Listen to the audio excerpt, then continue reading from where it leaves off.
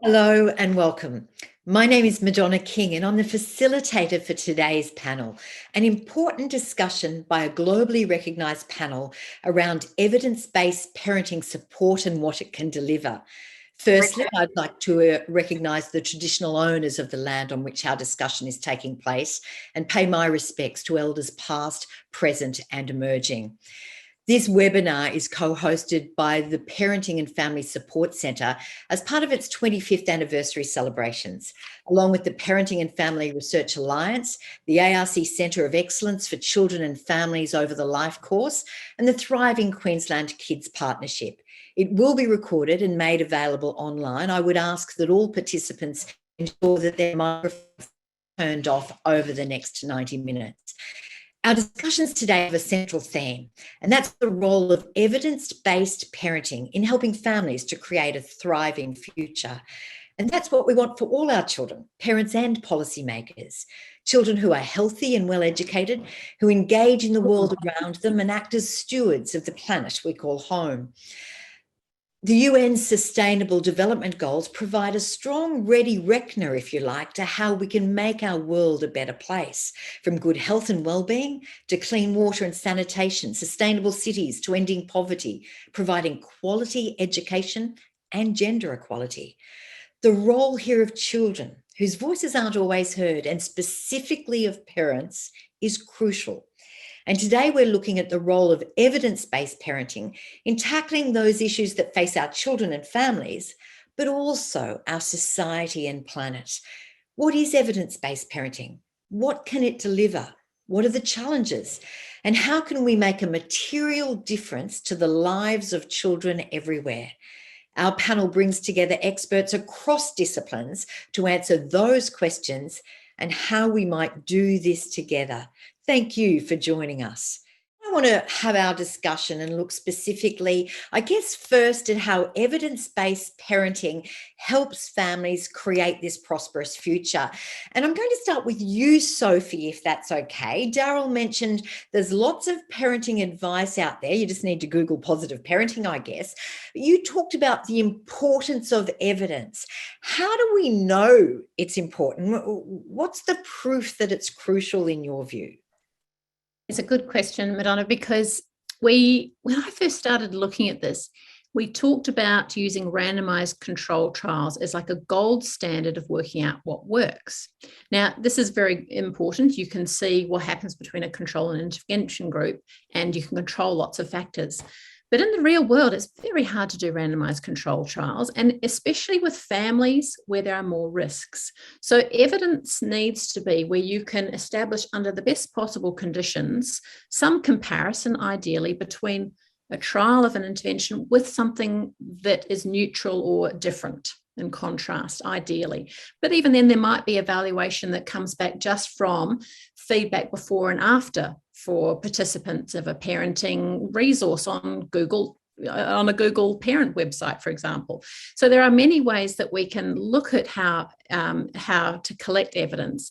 The gold standard is one end, and it may range from right across the spectrum to more of immediate feedback.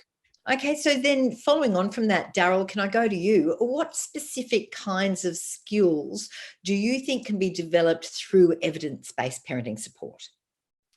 I think it's really about building the capabilities of parents as a whole. And, as I think Sophie was referencing before, the evidence really needs to relate to at what point in their journey of parenting are they coming to. Now, unfortunately, one of the easiest ways to access parenting, evidence-based parenting programs and parenting supports is actually through the child protection system, which in my view is way too little and way too late when things have really gone off the rails. And yet there are some really great parenting programs that have been shown to be effective in really high-risk families with parents who are juggling really complex kind of challenges in their lives, mental health issues, drug and alcohol issues, as well as having, often grown up themselves with really negative parenting environments. I think that the parenting programs that have been shown to work, in other words, that have been subjected to critical evaluation, either through randomized trials or increasingly through multiple different mixed methods that have been used to evaluate the impact of programs. Essentially, they have a strong theoretical framework and foundation. A lot of them are based on a mixture of social learning theory, attachment theory around emotional learning, but also blended within a public health population-based framework. I think the other thing that's important to recognise is that these theoretical underpinnings are usually explicit enough to lead to particular kinds of parenting competencies or capabilities being articulated that support the development of capabilities in children. And they relate to a wide range of things, from kids learning language, social skills, relating to how they're doing academically, how they're doing with their peer group, and so on. So the main thing I'd just say in closing at that point is that evidence-based programs need to be based also on an understanding of why they work, how they work, when and with whom, and under what circumstances they don't work. There are always non-responders, and we always need to be searching for better and better ways of delivering our parenting programs. So I'm not saying you're very old or anything like that, but I know you're a granddad and a parent.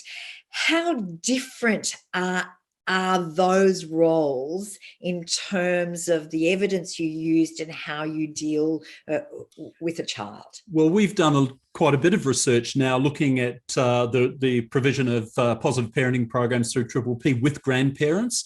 And basically, there's a 3-generational benefit.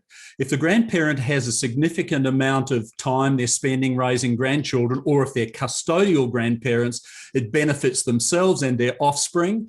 If they are stepping into that grandparenting role and have a huge responsibility because the child's parent has a serious mental health problem or a substance abuse difficulty, they're crucial to the well-being of children. So the main point that I'd make there is that the intergenerational benefits of parenting programs should not be underestimated. But at the end of the day, it's all about promoting the well-being of the next generation.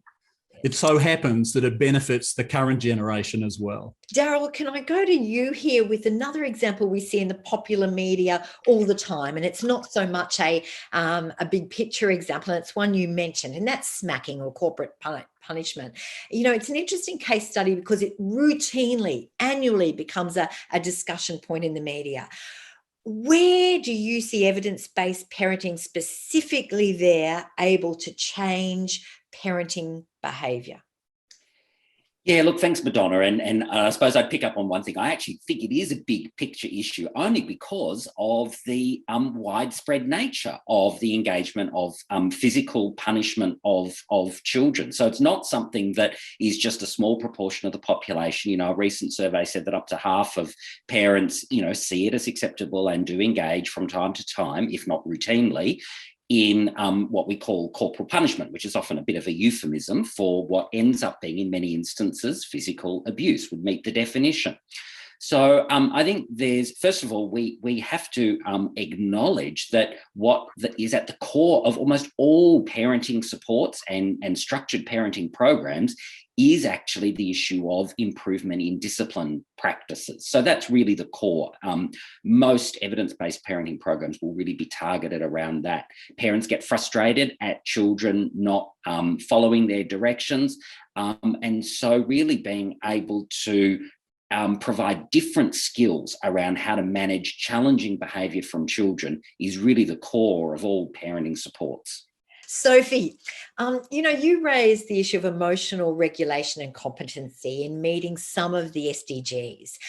We didn't know about emotional regulation a decade ago, certainly a couple of decades ago.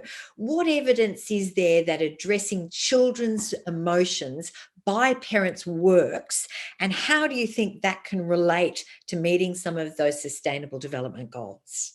Yeah, it's an interesting one. I think it comes back to, I think you're right, it's in more recent years we've actually found that these essential emotional competence, like understanding how you feel, being able to regulate your emotions, helps you in your relationships, it helps you to learn, it helps you to thrive, but it also helps you to be more empathic with others, to be more connected with your physical world, to care.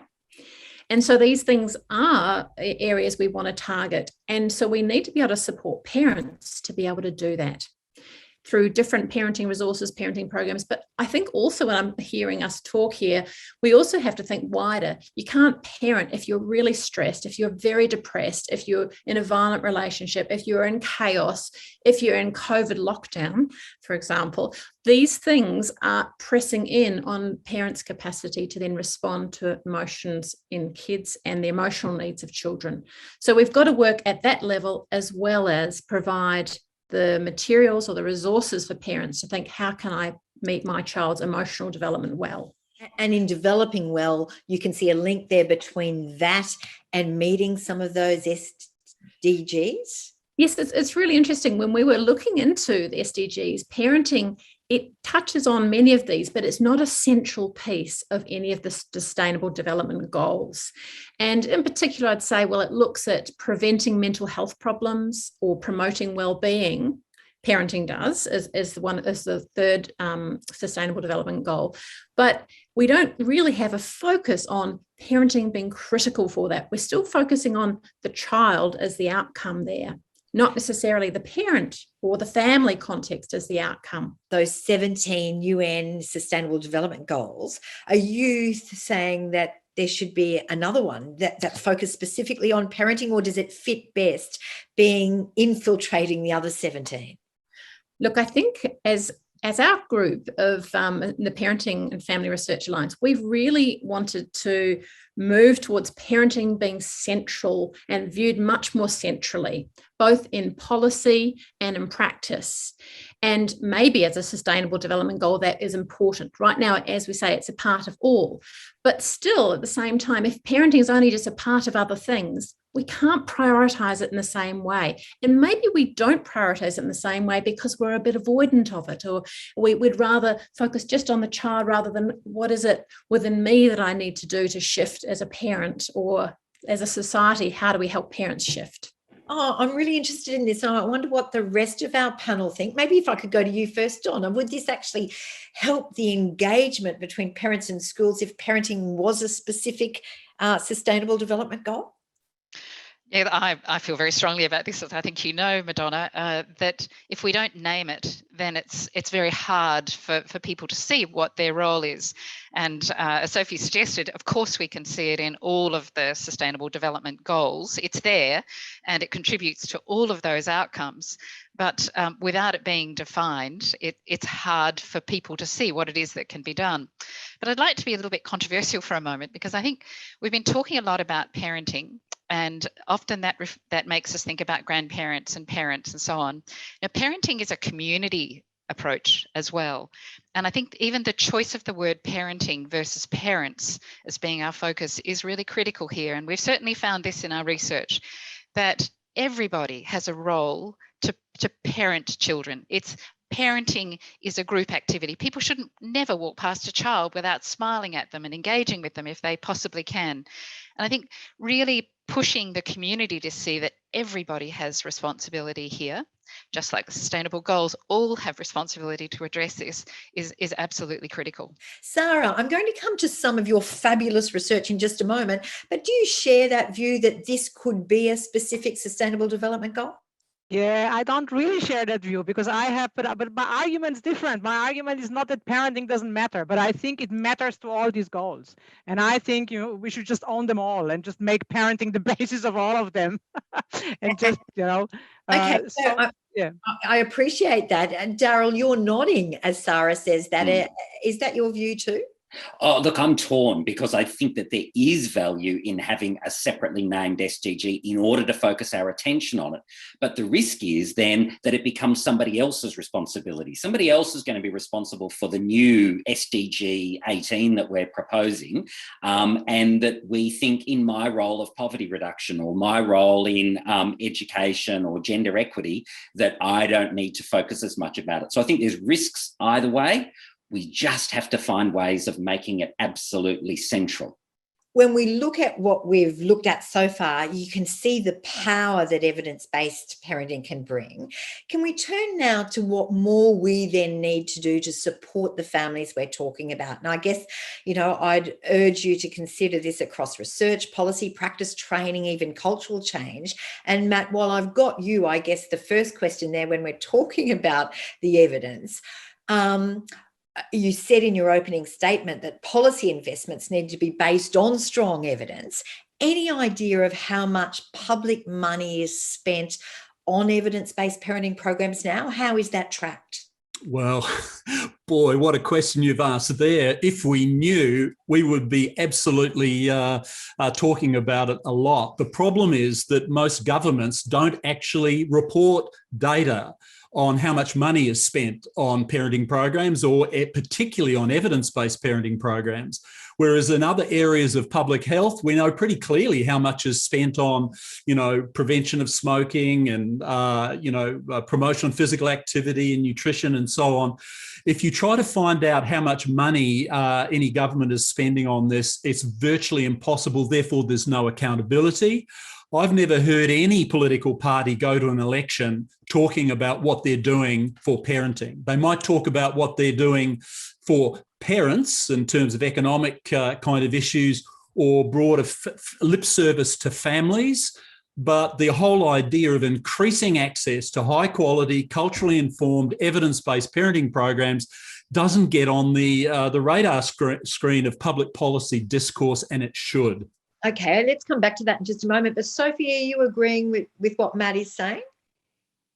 Yes, and it's interesting. We've recently, as part of our Parent and Family Research Alliance group, we've conducted a review of research on evidence-based parenting programs in Australia from NHMRC and ARC, finding that only about 0.25% of the total research budget goes to evidence-based parenting programs, which is pretty interesting given parenting impacts such a wide range of child outcomes, and it has one of the most powerful impacts. So for treating anxiety, depression, obesity, health-related, parenting is often central, and yet we've put so little money into the research. So that might give some indication of the value, perhaps, to evidence-based parenting, both in research, but what about in practice, as Matt's saying?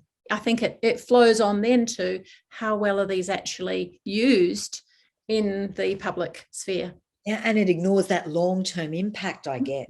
Sarah, you've been sitting there quietly, and I want to come to you because you've done some wonderful research into how nudge can be used successfully here. And you gave us the idea of the stamp collection and reducing the buffet-sized meal in your introduction. Give us another example of how nudge can be used in a broader policy sense. So you change something and a person reacts. And there is not necessarily any deep cognitive processing or any learning or anything accompanying that. So you could say, well, that's kind of just cheap behavioral change. We don't want to engage in that, right? Or you could say, in some contexts, that's the only chance I have.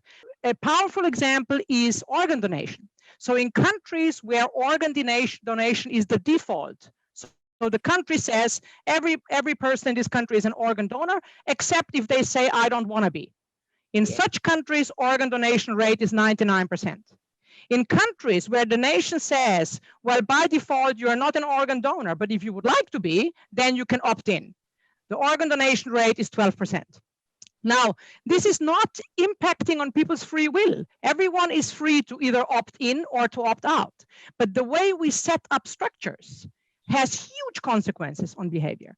And I actually, the more I've been thinking about, the stamp experiment and how my work links in with families and with children, the more I'm seeing that if we can do smart nudges they, especially at family level, they could become powerful triggers of habits that become lifelong habits. Because sometimes what it takes is that one change, right? That one impetus that creates something, and then potentially that can carry on.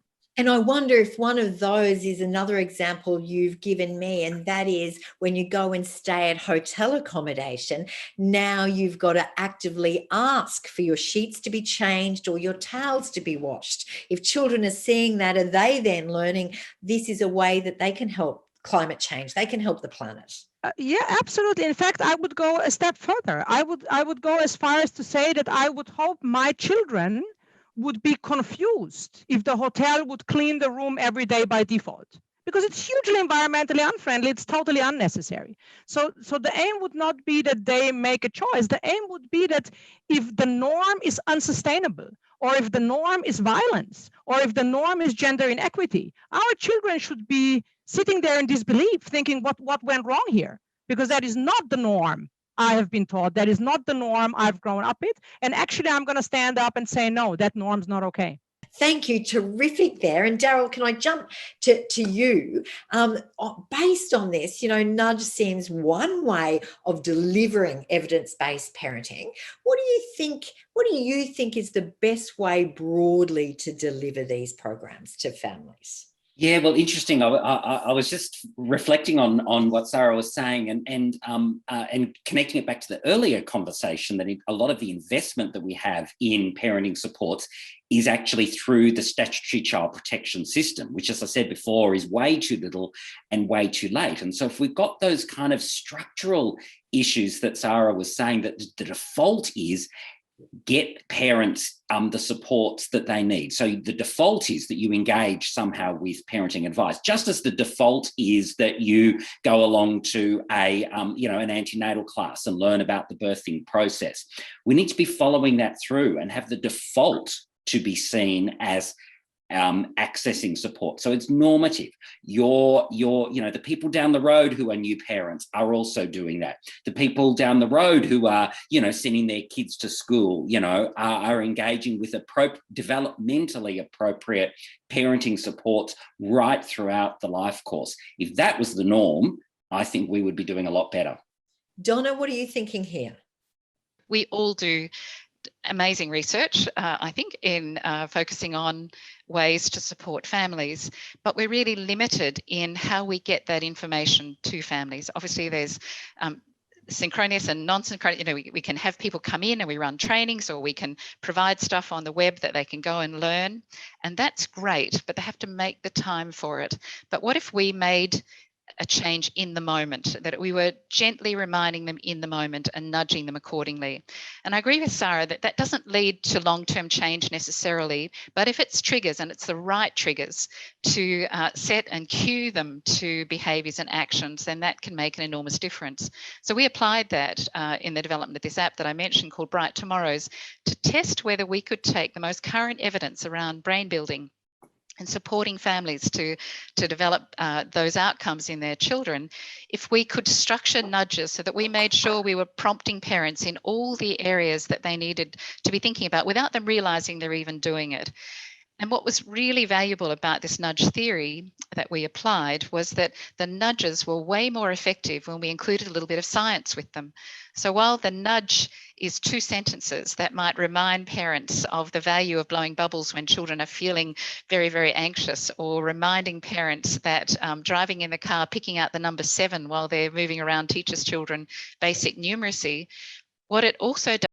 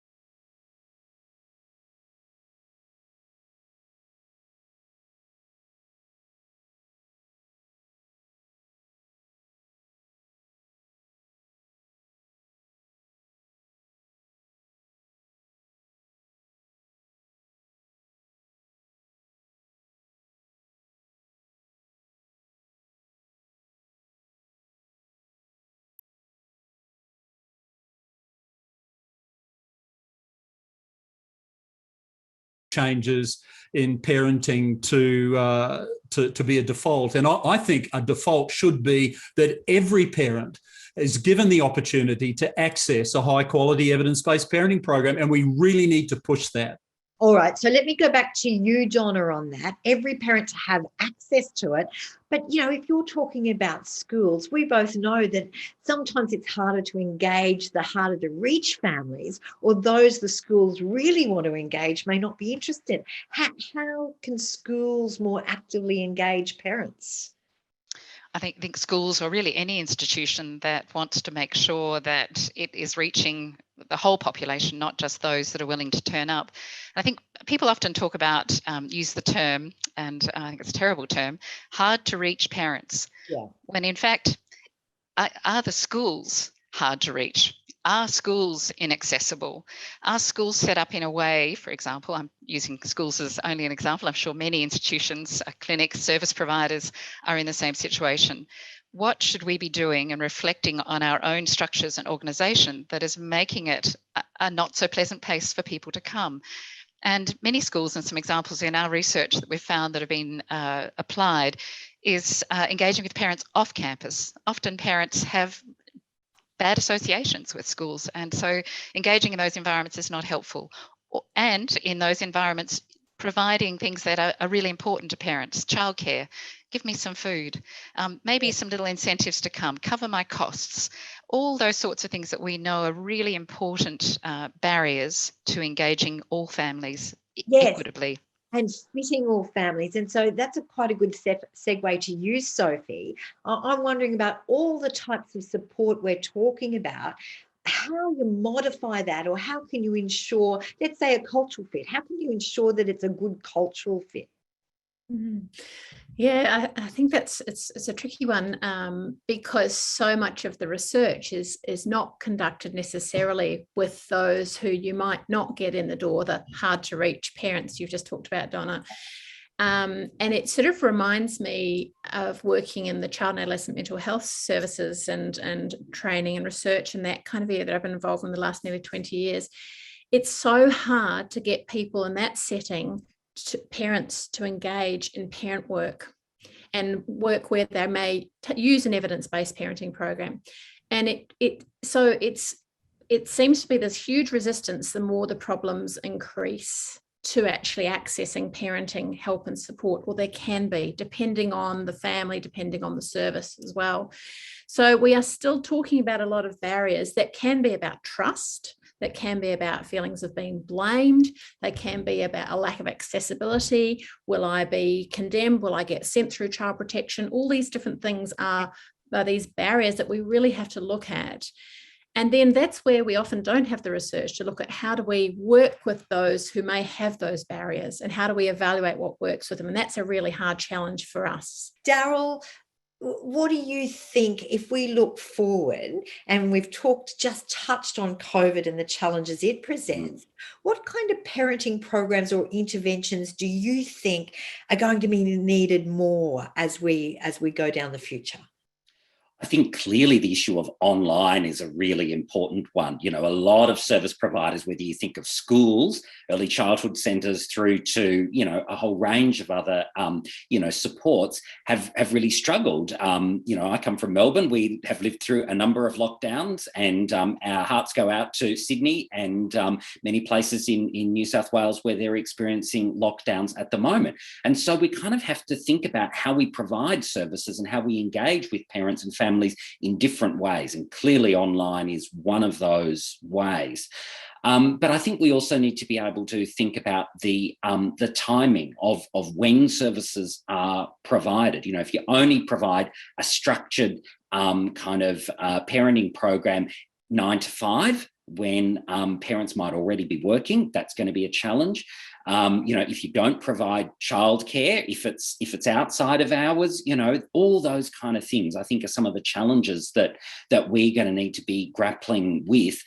but also taking things to scale. You know, if in fact we need to have a workforce that is able to roll this out to, the millions of families that we have in Australia, that means a lot more people need to be equipped. And of course, that advice that we want around parenting is often more welcomed from those who we already trust, which, as Donna said, is a challenge for, schools. They've already got a lot on their plates, and yet they are one of those groups that we know already have high levels of trust from the community. So many good points you raised there. Matt, how do you scale evidence-based parenting in the way Daryl's outlined? Well, to start off with, I would say you don't work on an assumption that a single randomised trial is a sufficient basis for scaling an evidence-based program, because one of the things that is going to be very obvious very soon is that soon as you start claiming an evidence for something, that it's likely the question will come up, have those findings been replicated? Have they been independently verified? How do the effect sizes on various outcomes compare to existing available programs? But more importantly, you've got to have programs that are scalable and they're ready to be scaled in the community. I mean, we found in our work at the Parenting Family Support Centre that as a university, we found it really difficult to scale our evidence-based parenting programs, and we needed to have the support of an industry partner, which was Triple P International, who became an expert at doing this, and they've scaled it globally. But it has to be done in an economically sustainable way, because remember, an evidence-based program is capturing the effects at a single point in time. If we think it's all done and dusted because we've done a couple of trials, we constantly have to remind ourselves that you have to reinvest in ongoing research and development, allow programs to evolve, to improve, to become more culturally attuned to very diverse contexts. But basically, you have to have a system of dissemination and professional training, of implementation science that's based on quality delivery of evidence-based practices, and with sustainment of those programs in mind over time. So we need that investment, but we also need obviously to work together. And Sophie, I might come to you first here, and put you on the spot on how we might work together to actually create the change all of you are talking about, this thriving future for families. So Sophie, how do we bring together diverse perspectives, or how do we reduce the stigma and barriers to allow as many parents as possible to actually access the programs that you're all talking about? Wow, that's a huge one. We as a group of Parenting and Family Research Alliance group, we have tried to do that, as I was saying, across many diverse approaches, because we recognise that when we work together, we have a stronger voice.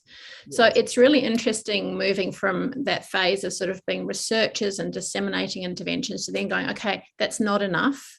And as Matt was just saying, it is about talking into government, educating people in government about why these evidence-based parenting supports and practices are important for a range of child outcomes. So we do have to do that education piece.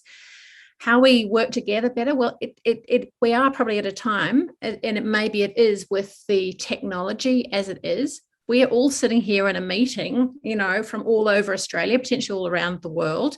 And we can do that better now in the last year than I think we ever have before. And maybe this is an important time for better cohesion, to have a clearer voice. And then, we still need a kind of a clearer voice around, I think, how can you offer parenting interventions at all those levels, from light touches right through to much more intensive interventions? And how can we get that reach? And to do that, I think we have to have a bit more of a cohesive plan. Great comments there. What about the design of the programs, though? Who are the stakeholders that need to be included? Because we talked a little bit earlier about the role of a child's voice, for example. Sure, right. Yeah, well, I think it's going to communities, to children, to families, to communities, about what they believe their needs are, what they want, and also that whatever is offered by their communities, people within their communities. I mean, I hate the idea of experts coming in and sort of attaching to me and giving me things. I don't think anyone likes that. But when it becomes part of the culture that you're in and part of the community that you're in, that is going to be more accessible. So, yes. Okay, so what Matt just said and what you said, and I'll go to you, Daryl, to answer this.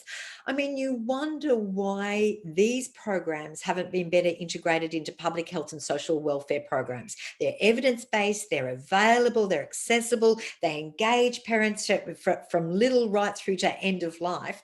What do you think is stopping that integration, Daryl? Well, even though we mouth that we have a public health approach to many things like parenting support and my area of interest in child maltreatment prevention, the reality is we haven't actually brought everybody to the table who can really play a part in that. So we've had a national framework for protecting Australia's children for the past 12 years, and that's really been governed and driven largely by children's ministers. So the ministers that run the statutory child protection services. We haven't really had strong engagement with the ministers who are responsible for education and early childhood sectors and health. So we haven't, in my view, really genuinely engaged with a public health approach, because that would mean that, you know, people who are responsible for school systems were actually not just part of the conversation, but were really driving it, that they saw the infrastructure that they have of the buildings and the kind of social capital that they have of those positive relationships with parents really driving access to those wonderful evidence-based programs and supports. Okay, so let's be clear, what is the role of government here? We've heard Daryl say it's too focused on improving statutory child protection and not on how to build capacity in parenting, for example. Just staying with you, Matt, what do you see as the ideal role of government in what we're talking about today? Look, there's not a single role. I think government has an important role in terms of funding research and development. Remember, there are hundreds and hundreds of parenting programs out there being offered to the Australian community that have no evidence whatsoever that they work, other than kind of popularity exit polls from parents who've participated and say, oh, gee, that was good, but not strong scientific evidence. So that's one role. The second is, if you think about the role of governments have taken during COVID and with policy advocacy relating to what it is that they want and need the public to do, we've got to play a fine line between being preached at about what it is that we must do versus creating genuine appetite in the parenting population who will be hungry to do this. Yeah. The whole question of whether you make it compulsory or not compulsory at certain points of transition, for example, it depends on what it is. But the point that I'd make, just in wrapping up there, Madonna, is that I think government has a crucial role in funding services, in providing resources to enable the workforce to be developed. But it also needs to recognise that the parenting world also involves industry partners. And it's not all about just creating government mechanisms or through NGOs to deliver parenting services. Does anyone else want to offer there about the role of government? I was just thinking, I'm a New Zealander, I'm a Plunkett baby, you know, where I was raised in that holistic kind of, you always saw your maternal child health nurse, which has come through in Victoria, where I've had my kids.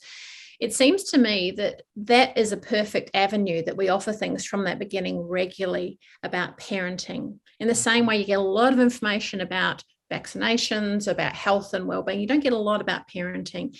And that seems to be, if we embed these things from the get-go right through schools, through all of our systems, through to, being a grandparent, that we need to have those across the system.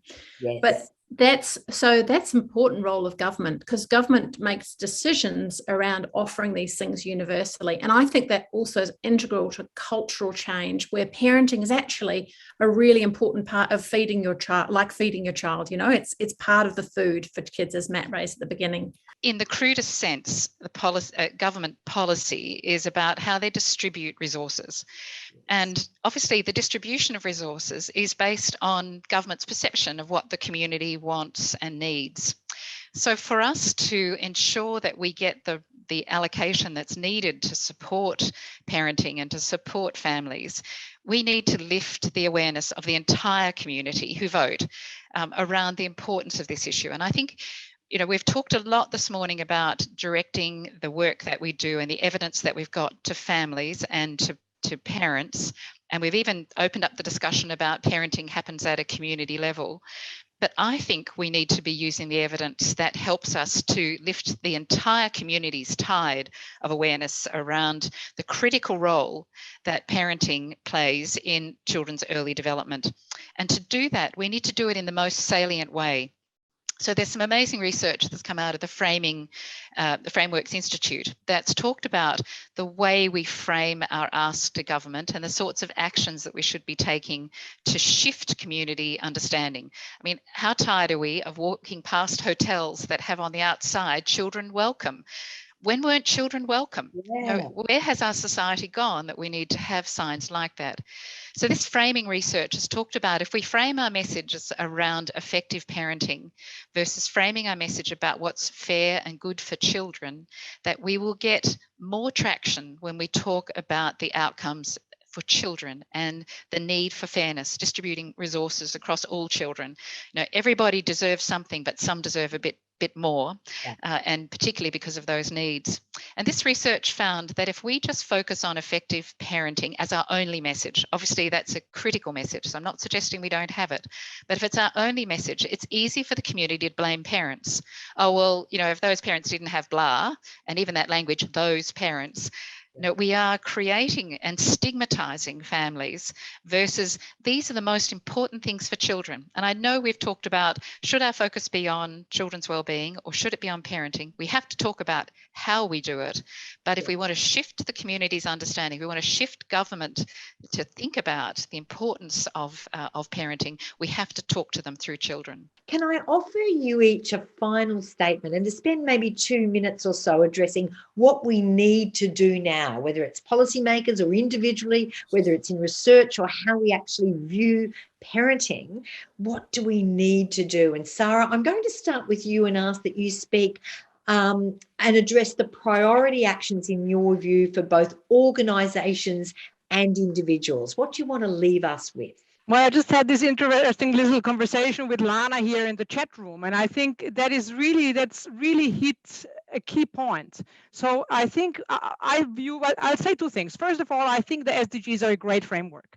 And I think what I've learned from the conversation with experts today who are not in my immediate field is that if we actually use them as what we are trying to achieve, multidisciplinary and interdisciplinary work becomes much easier because we are united by the aim rather than being separated by disciplinary differences, right? So I think that's number one I've learned today. Secondly, I'm totally convinced now after this conversation that the family stands at the core of all these things, right? Especially when we talk long-term change. When we talk today's change, it's a different story. But if we talk in 50 years, in 10 years, it's all about our children and it's the families who shape these children.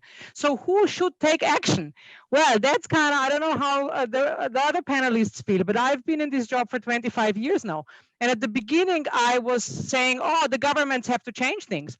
And very soon did I notice that nobody's listening, right? Like I can say that a million times, the government's not listening to me. So what I've started to do for myself is to say, you know, what can I as a researcher do? Yes. Because that's all I can do in my lifetime.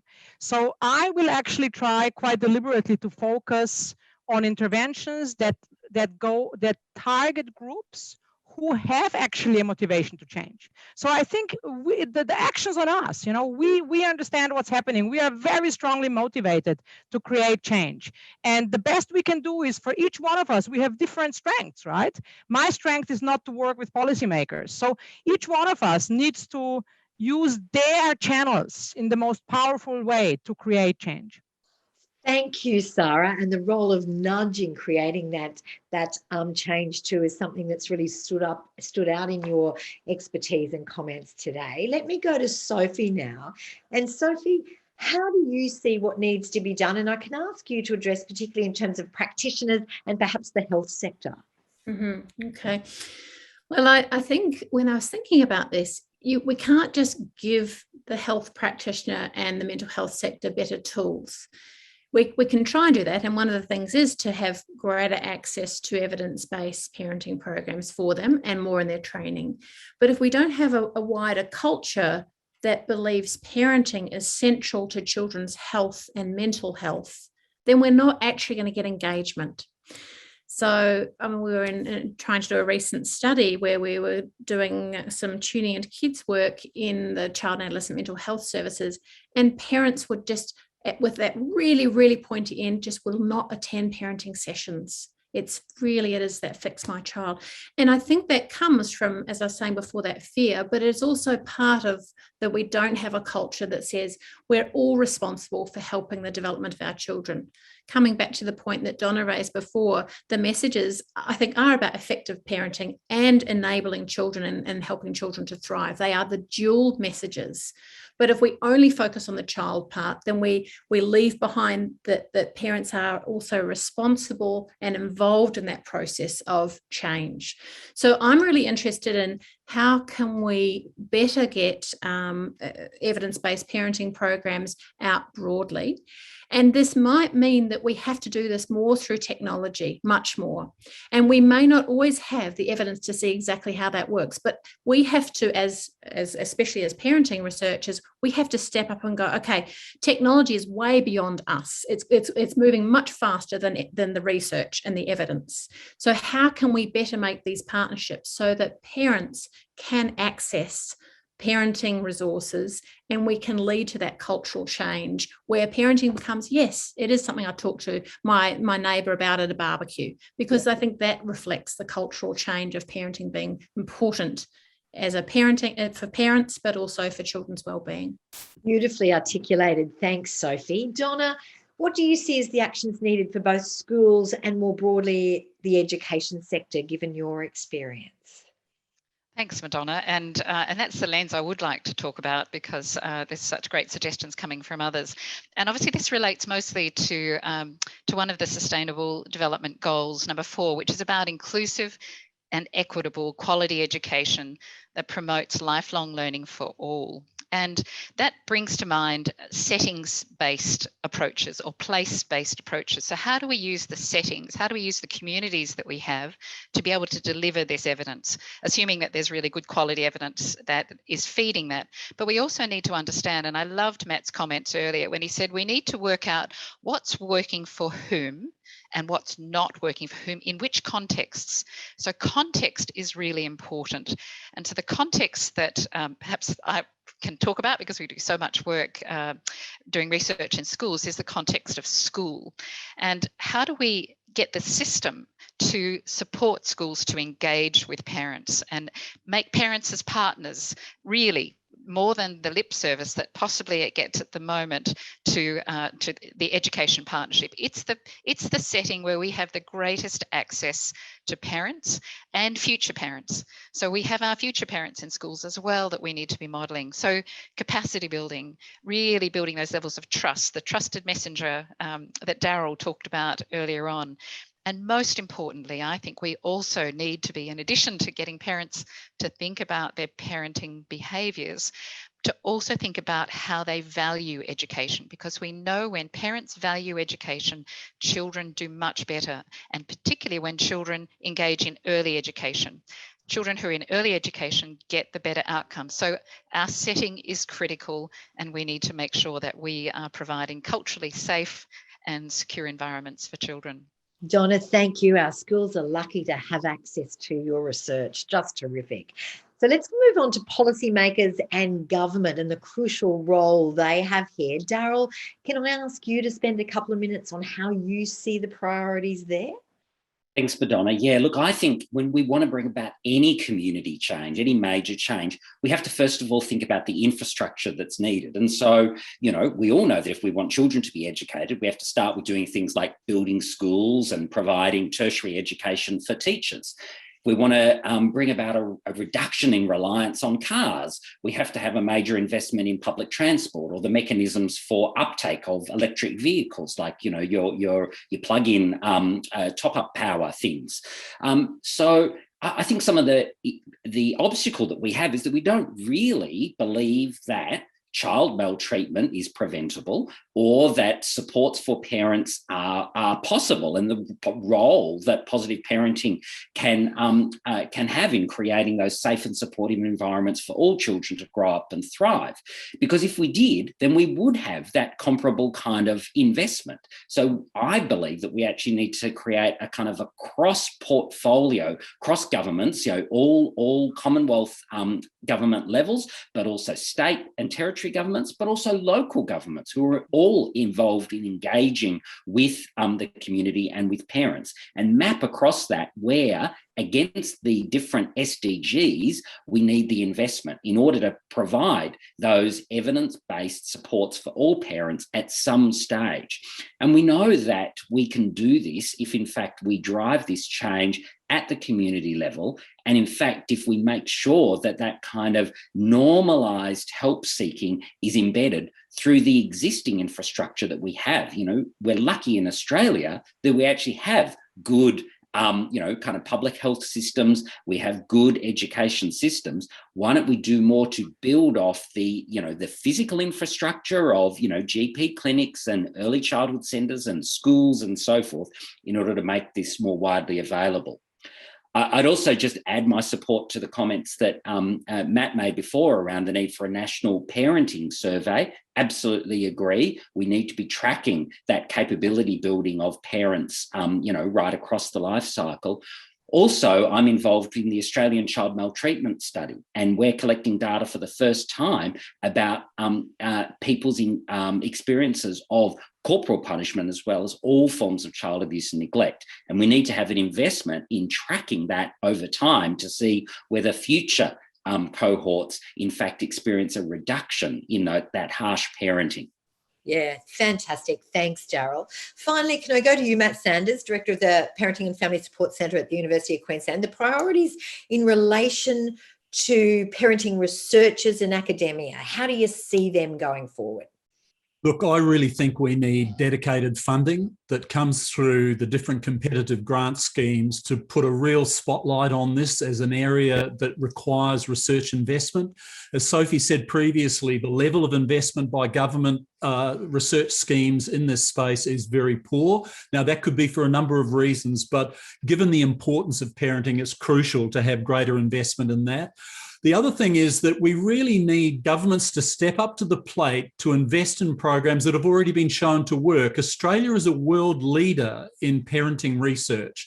We've got plenty of high quality evidence-based parenting programs that are just not scaled adequately to have a level of population reach that would enable prevalence rate reductions in problems like child maltreatment and other issues.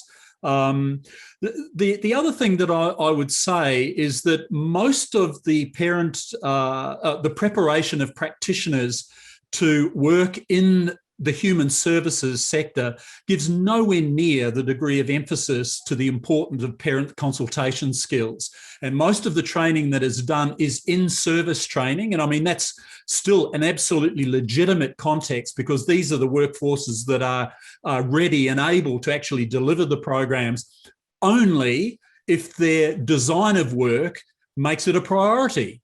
If it's always an add-on or a bolt-on to what you do, you're going to get an under-deployment of these interventions by people who potentially could deliver many, many, many more interventions to support parents if it was given organisational priority and the workforce was adequately supported, supervised, and a work environment was created where this is a really serious part of the work that you do.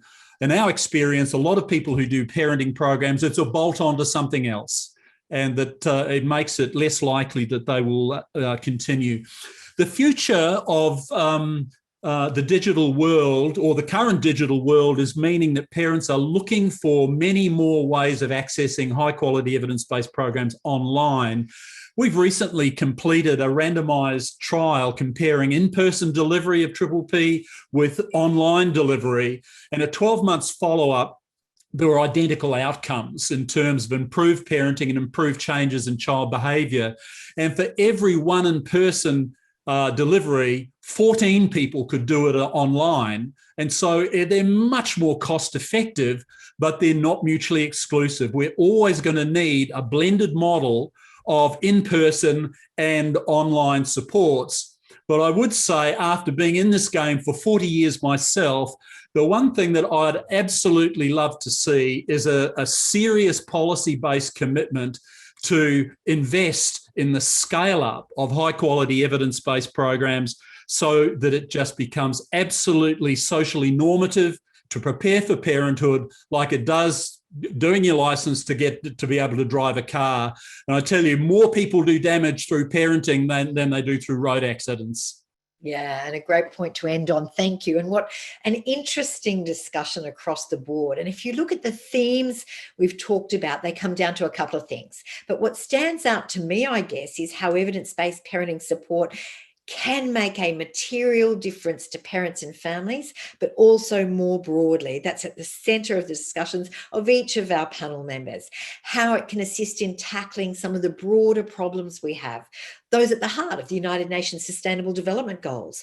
And that discussion about having an added goal relating specifically to parenting, raised by several on our panel, is really worth coming back to, perhaps offline. There are challenges raised by our panelists to the use of parenting support programs, a myriad of them, as we've discussed. But this year, I guess, has probably gifted us with an insight on the importance of taking on those challenges, of thinking differently, of working together with clearly defined goals. And our panel today has looked at how we can develop parenting programs further, the need to work together and how we might do that, how we balance priorities, and that crucial need for investment. And the need for parenting, I guess, to be seen as a community-wide issue, not something required by parents who are not coping. Blame doesn't build engagement. That's been made clear to me today. Mainly, though, I think our panel has painted a picture of what we can achieve if we do this. If we use evidence in our parenting approaches and policy, we can create a thriving world for our children and our families, our communities, our nation, and even the treasured planet we call home. My thanks to the panel, Professor Matthew Sanders, Professor Donna Cross, Professor Darryl Higgins, Professor Sarah Donachar, and Professor Sophie Havikhurst for their generosity of their time and their answers. Thanks to our sponsors too, and a reminder that this discussion has been recorded and details of future seminars will be on the PFSC and PAFRA websites. Resources that support today's discussion and the email addresses of those who participated in today's panel will also be made available. I'm Madonna King, and thank you, those of you listening today, policymakers and researchers, politicians and parents, teachers and trainers from across the globe. It's together, a point made repeatedly by our panel, that we can make a real difference. Thank you.